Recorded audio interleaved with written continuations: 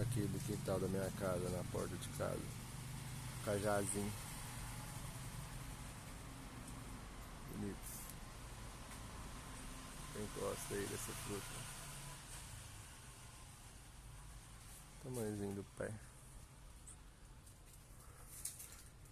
Tem jananica ainda tá na sombra. Você já viu, né? E tem um pé de amora, uma outra árvore aqui, tudo cobrindo ele.